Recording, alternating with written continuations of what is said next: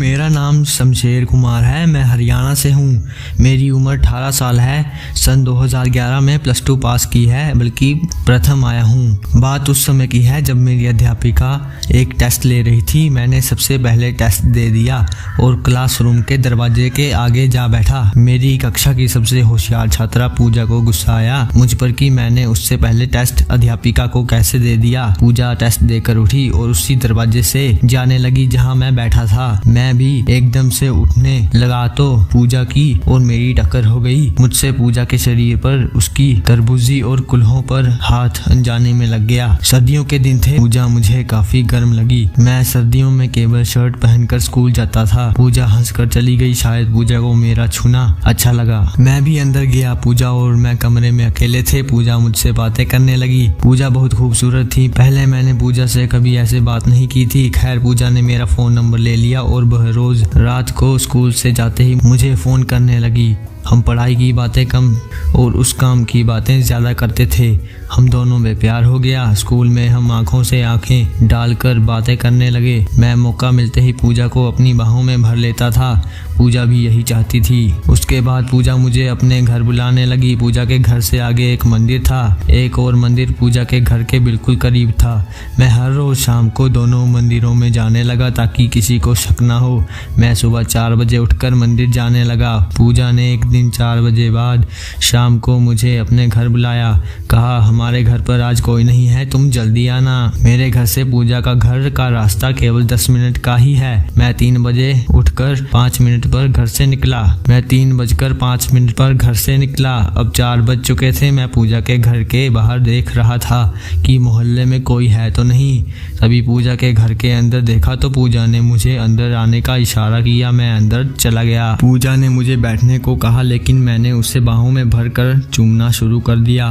पूजा ने कहा, थोड़ा सब्र करो। फिर पूजा ने मुझसे चाय के लिए कहा तो मैंने मना करते हुए कहा, तुम अपने हाथों से सिर्फ एक गिलास पानी पिला दो, उसके बाद मैं तुम्हारे लाल होठों का रस पीऊंगा। क्या पिलाओगी मुझे? क्यों नहीं, इसीलिए तो बुलाया है। पूजा पानी लेने आई और मैंने पानी पी लिया। फिर पूजा मेरी गोद में बैठ गई। कहने लगी, मुझसे जुदा ना होना, मैं सहन नहीं कर पाऊंगी। मैंने कहा, पूजा मैं सिर्फ तुमसे प्यार करता हूँ। तुझे किसने कहा कि मैं तुझसे जुदा हो जाऊंगा?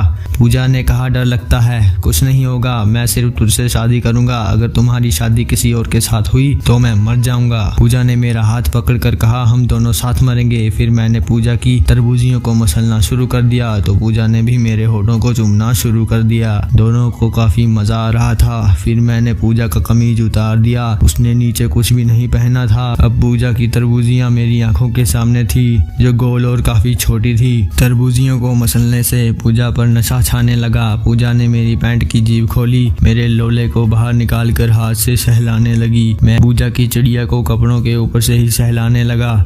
यह खेल 15 मिनट तक चलता रहा। मैंने कहा, मेरा निकलने वाला है। पूजा ने कहा, निकलने दो। फिर मेरे लोले से पिचकारी लगी और मेरा माल पूजा की तरबूजियों पर जा गिरा। पूजा हंसने लगी। मेरा लोला पूजा जैसी कली के लिए काफी बड़ा था। पूजा के घर वालों का आने का वक्त हो रहा था तो हमने जल्दी से कपड़े पहने। मैंने पूजा की तरबूजियों को तौलिए से साफ कर दिया और मौका देकर उसके घर से निकल गया। मुझे पूजा ने रात को फोन किया और कहा कि सुबह 4 बजे मंदिर के पीछे मिलेंगे। मैंने कहा, ठीक है जाने मन, आई लव यू। हमारे बीच फोन पर लगभग 1 घंटा बात हुई। रात भर दोनों को नींद नहीं आई। 4 बजे मैं मंदिर के पीछे पहुंच गया।